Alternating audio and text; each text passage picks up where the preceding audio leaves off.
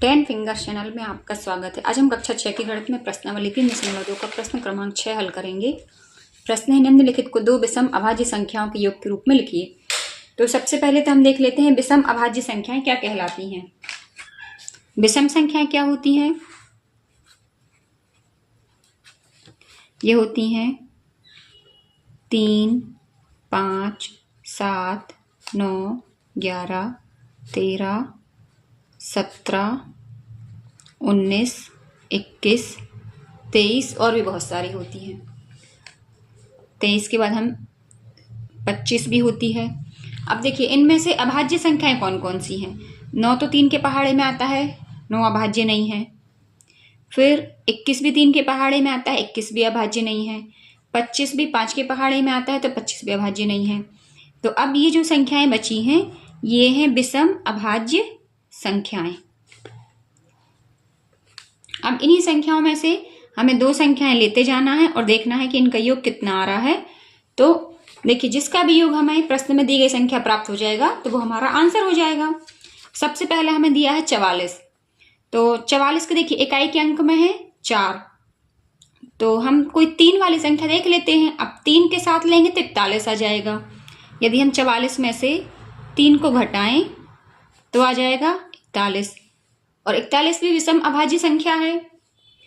तो इसका जो आंसर हो जाएगा एक तो हो जाएगा 41 धन 3। और एक और संख्या हमें चाहिए, एक और जोड़ा चाहिए है। तो अब यदि हम इसके साथ ले लेते हैं 11 तो 11 के साथ तो 33 आ जाएगा। हम इसके साथ ले लेते हैं 5 तो 5 के साथ आएगा 39। हम 7 ले लेते हैं तो 44 में से हम घटाएंगे 7 तो ये हमारा आ जाएगा 14 में 7 गए 7 और 4 में से 1 गए 3। ये आ जाएगा 37। तो 37 कैसी विषम और अभाज्य संख्या है। तो दूसरी संख्या हमारी हो जाएगी 7 धन 37। तो इसका जो आंसर होगा, आंसर हो जाएगा हमारा एक जोड़ा तो हो जाएगा 3 और 41 और दूसरा हो जाएगा 7 और 37, है ना। ये हो जाएगा आंसर। अब इसी का बी भाग देख लेते हैं। इसमें हमें संख्या दी है 36। तो यहां पर हम पुनः देख लेते हैं विषम अभाज्य संख्याएं। तो यदि हम 3 लेते हैं तो 3 के साथ आएगा 33। 33 तो भाज्य संख्या है। फिर हम लेते हैं 5 तो हम 36 में से 5 को घटाएंगे। क्यों घटा रहे हैं? जिससे हमें दूसरी संख्या प्राप्त हो जाए। तो यहाँ पर बचेगा 31। और 31 कैसी है? विषम है और अभाज्य है। तो ये पहली संख्या तो हमारी हो जाएगी 5 और दूसरी हो जाएगी 31। अब इसी का एक और जोड़ा बनाना है। तो इस बार हम 36 में से 7 को माइनस करके देखते हैं।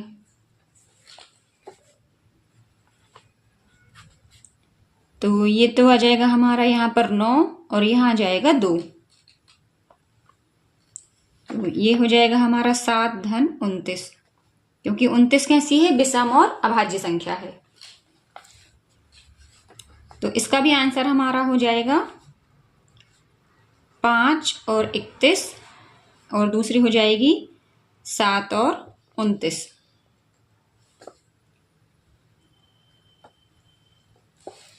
अब इसी का है सी भाग। सी भाग में हमें संख्या दी है 24।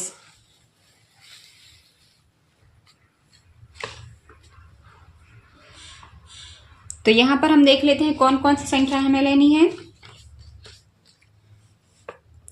ये देखिए 24 के साथ यदि हम 3 लेंगे तो दूसरी संख्या हमें 21 प्राप्त होगी और 21 तो भाज्य है। फिर हम लेते हैं 5 तो 24 में से हम 5 घटाएंगे। यहां पर आ जाएगा 9 और यहां आ जाएगा 1।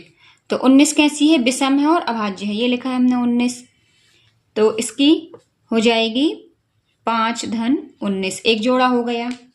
अब दूसरा जोड़ा हो जाएगा हमारा 24 में से हम 7 को घटाते हैं। तो 14 में से 7 गए 7 बचे और यहाँ पर बचा 1। तो 17 भी कैसी? विषम और अभाज्य संख्या है। तो एक संख्या तो हो जाएगी 7 और दूसरी हो जाएगी 17।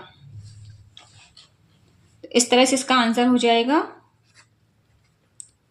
5 और 19 और दूसरा जोड़ा हो जाएगा 7 और 17। अब इसी का देख लेते हैं डी भाग। डी भाग में संख्या हमें दी है 18।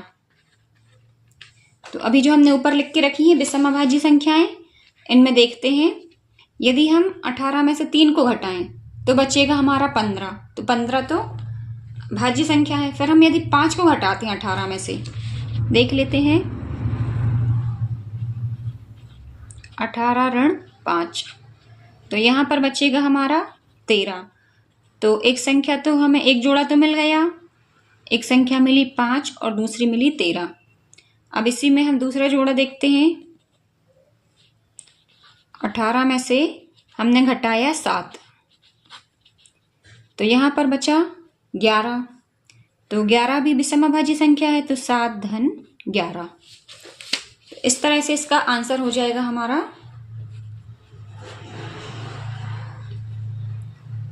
5 और 13 और दूसरी संख्या हो जाएगी 7 और 11। तो इस तरह से ये बहुत ही आसान सा प्रश्न है। आप लोग बस एक संख्या कोई लीजिए और उसको मूल जो हमें संख्या दी है उसमें से घटाइए, तो दूसरी संख्या प्राप्त हो जाएगी।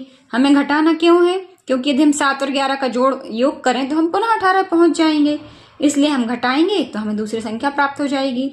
और कोशिश कीजिए कि आप पहले छोटी संख्याएं लें, उसके बाद यदि नहीं मिलता है आंसर तो बड़ी संख्या ले लेंगे। तो उम्मीद करती हूँ ये प्रश्न आपको समझ में आ गया होगा। कहीं कोई प्रॉब्लम हो आप मुझे कमेंट्स में पूछ सकते हैं। फिर मिलते हैं नेक्स्ट वीडियो में, तब तक के लिए पढ़ते रहिए, मस्त रहिए।